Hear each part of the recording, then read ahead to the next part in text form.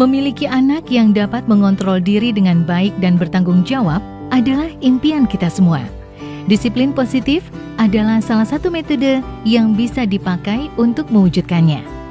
Inti dari disiplin positif di lingkup pendidikan adalah pendekatan untuk mendidik dan membina peserta didik yang bertumpu pada upaya membangun pemikiran dan perilaku positif, di mana dalam pelaksanaannya ada kebebasan dan aturan yang disepakati.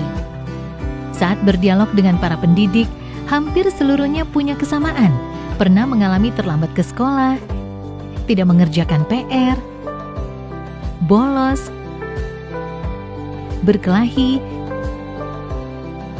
dan berperilaku tidak tepat lainnya. Akibatnya, mereka mendapat hukuman seperti membersihkan ruangan kelas, lari keliling lapangan, dipukul, dicubit telinganya, dipermalukan, dan lain sebagainya.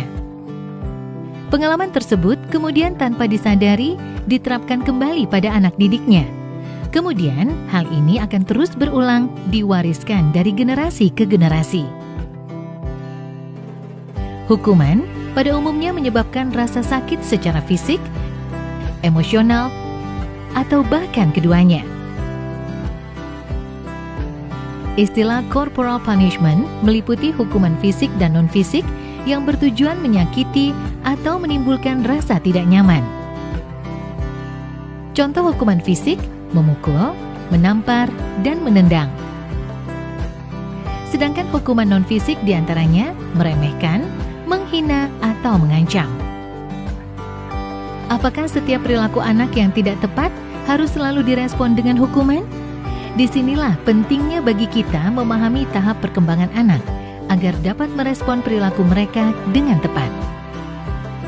Setiap anak memiliki kecepatan pertumbuhan yang berbeda-beda. Sangat penting bagi pendidik untuk memahami dengan baik konsep tumbuh kembang anak agar dapat memegangnya sebagai prinsip dasar proses mendidik. Anak usia balita biasanya senang berlarian. Sementara anak usia sekolah dasar cenderung lebih mempercayai guru dan teman-temannya.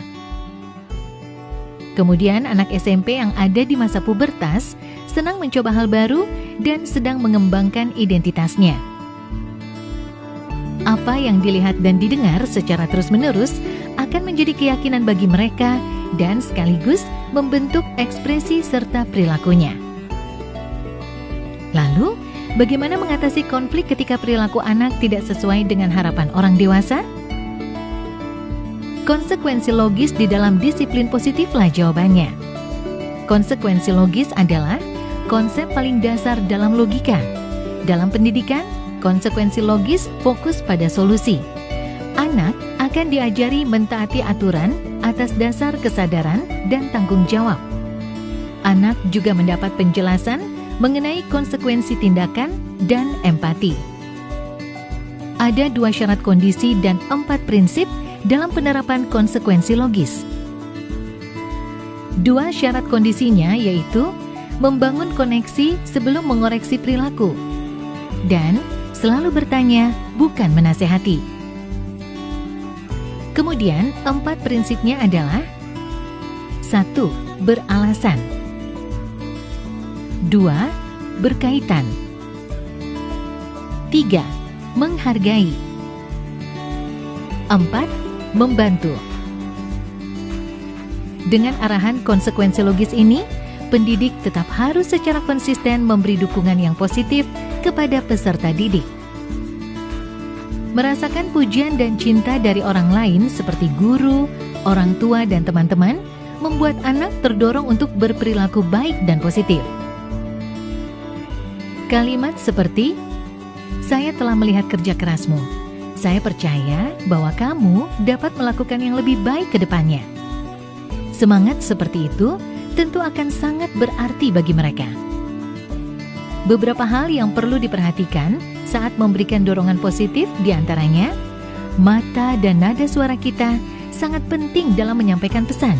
Hindari membandingkan anak, fokuslah pada kekuatan dan perilaku positif mereka.